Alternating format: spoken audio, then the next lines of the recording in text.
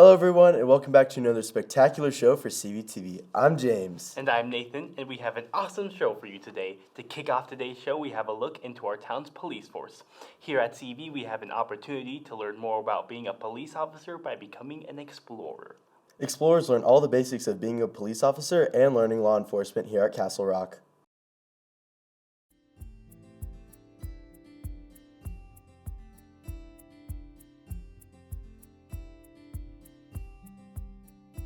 So Castle Rock Police Department has an Explorer Post. The Explorer Post job is to prepare students who are interested in a potential career in law enforcement with some of the exercises and some of the training that law enforcement goes through. So they're issued uniforms and they're put through scenario-based training and they do a lot of physical fitness stuff, and it's all intended to be like a preparation for somebody who's interested in this career field. People directly out of the Castle Rock program have become law enforcement.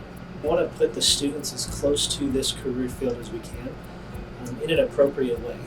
And then they go through scenario-based training, which means we'll put them in fake scenarios with actors where they have to act like a police officer. They have to actually speak that way and interact that way. They have to understand the case law associated with it and the way policy and procedure deals with it. I want to get confidence out of it. I want to gain experience and knowledge of what law enforcement looks like. And with the upcoming generations, obviously law enforcement is so different than what it used to be. Not a lot of people are interested in it, but I'm still very much interested in it.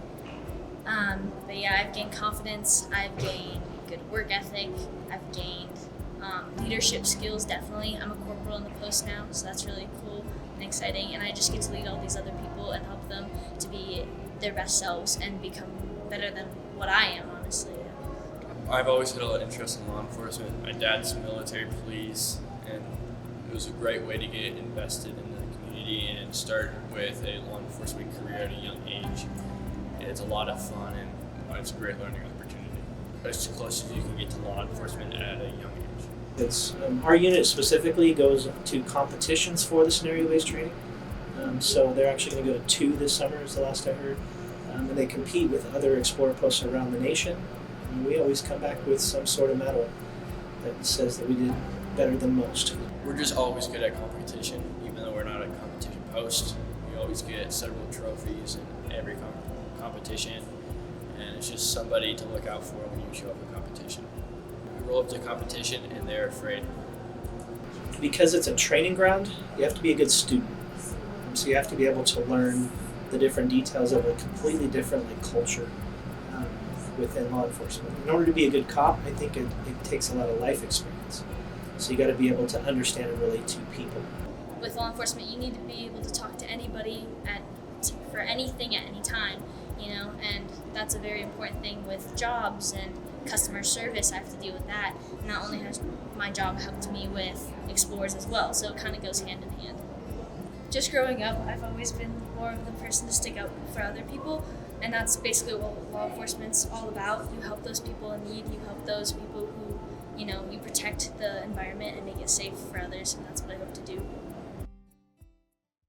Hey, Nathan, what's digital media? I'm not really too sure myself, but let's ask Miss Sabat. Digital media is a class where the students are learning about all of the different Adobe Suite products, basically understanding how to use Photoshop and Premiere to really create media that can be used for communication or social media or filming, just so that they get the basic understanding of those as they move through the different classes here at CV, where they can learn about CVTV and production and journalism and all that kind of stuff. Because I think that these skills are going to be skills they can use the rest of their lives. If they wanted to do a job in filming or in reporting and journalism, they're going to need to understand these basic tools that they can use later on. In this class, we do a lot of projects around understanding how to use the Adobe products to create films, to create any sort of digital media that might communicate to an audience. This is really a project-based class where kids are just exploring how to use these tools to create something that tells a story so that they understand how to do that later when they move into journalism and CVTV. Taking this class will prepare students for any type of career in media, because these are the products that are being used out there in the real world right now. So I think it's a lot of fun to dive in and understand how this is being used and they can use their creativity to really explore how this all works. Colorado is renowned for its great wildlife of the Rocky Mountains. Here in Castle Rock, you can experience it for yourself.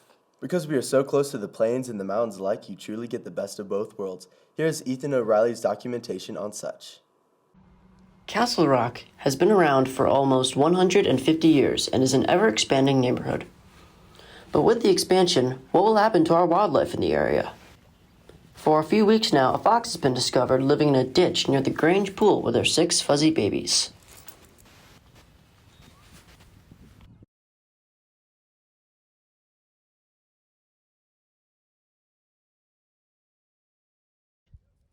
Deer have also been spotted in small groups over the past couple years as more and more houses are being built around town. Let's get a closer look.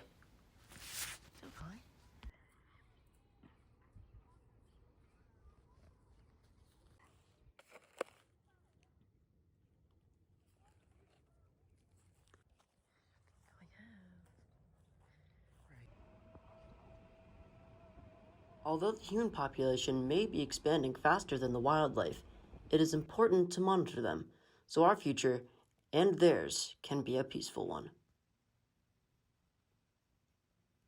Man, I sure am grateful for living here in Castle Rock. But anyway, moving on to the seasons, spring is finally starting to bloom. The grass is green, the air is moist, and the money is rolling in. If you don't know what you can do during this great season, here's a video on things you can do during the spring. Hello, Sabercats! As winter comes to an end and spring starts to bloom, here are 5 things to do in the spring. Number 5 is to garden. It's a great season for gardening and letting your plants bloom. Number 4 is to get outside. It's a great time to go biking or walking, so enjoy the weather when it's not too hot and not too cold. Number 3 is to travel. Spring break may be over, but school does end soon, so travel while you can.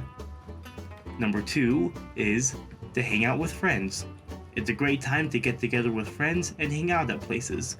Parks, restaurants, downtown areas, and hiking trails are all nice places to go.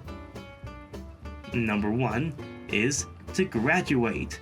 Best wishes to those who are graduating, and also to those who are entering their next year of high school. I hope you all have a good spring. Thank you.